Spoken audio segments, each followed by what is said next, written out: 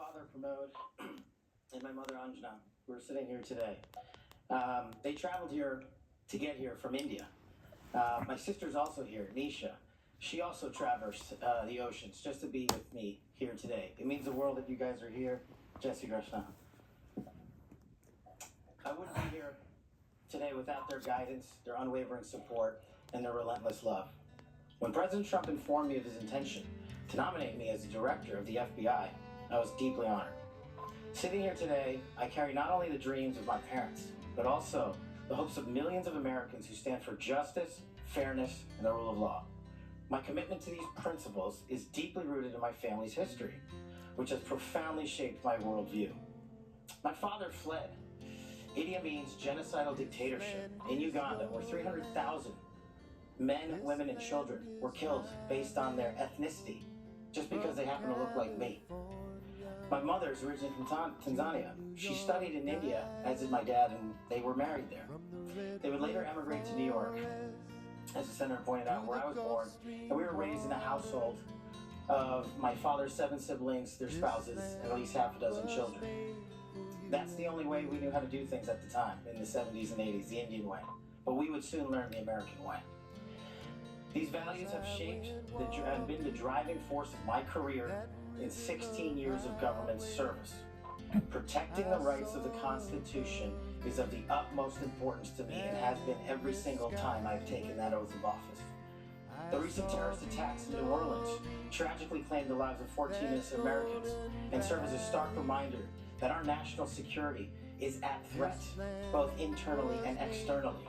The FBI, the Federal Bureau of Investigation, and the Department of Justice, where I serve, play a pivotal role in securing our freedoms and our safeties for American citizens. If confirmed as the next FBI director, I will remain focused on the FBI's core mission. That is to investigate fully wherever there is a constitutional factual basis to do so, and to never make a prosecutorial decision that is solely the providence of the Department of Justice and the Attorney General.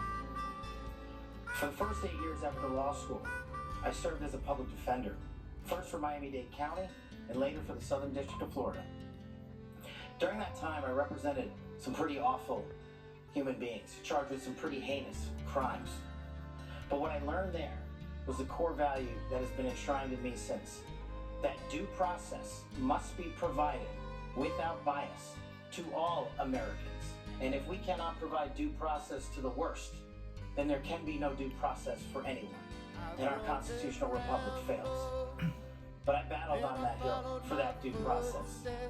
I would later serve in the Obama Justice Department as a terrorism prosecutor in the National Security Division, where we successfully contributed to prosecutions of terrorist organizations like Al-Qaeda, Al-Shabaab, and others. I was honored to receive the 2017 Assistant Attorney General's Award from Loretta Lynch for my work in helping the Ugandans bring members of Al-Shabaab to justice for murdering 74 innocent people, including an American.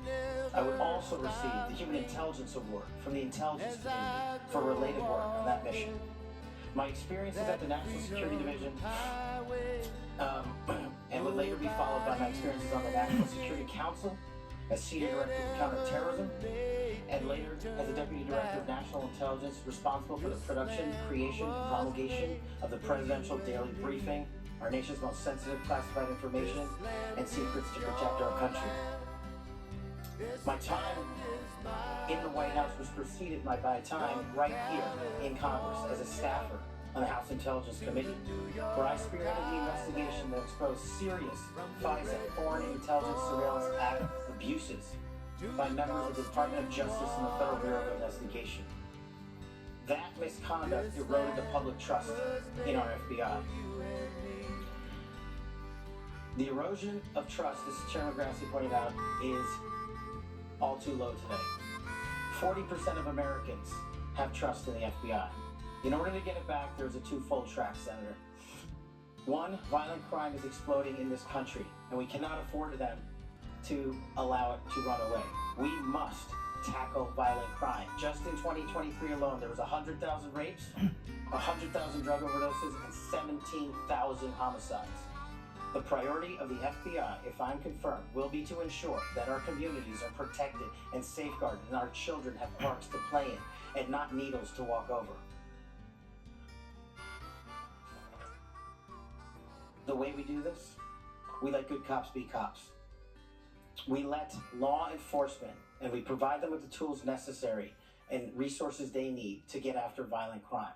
The second way we do this on equal track is aggressive constitutional oversight from Congress. The public trust can only be restored if there is full transparency, and I am committed to that full transparency. Members of Congress have unfortunately submitted hundreds of questions that have been unanswered by the FBI in recent times. That will not occur if I am confirmed. All appropriate requests for information will be responded to expeditiously and fully. I'm committed to working alongside the dedicated men and women of the FBI. They are warriors of justice, and I will always have their backs because they have the backs of the American people. I look forward to answering your questions, and I want to take a moment to thank my family, my friends, people who traveled here, and my entire team that has made this day possible. God bless America, and I look forward to your questions.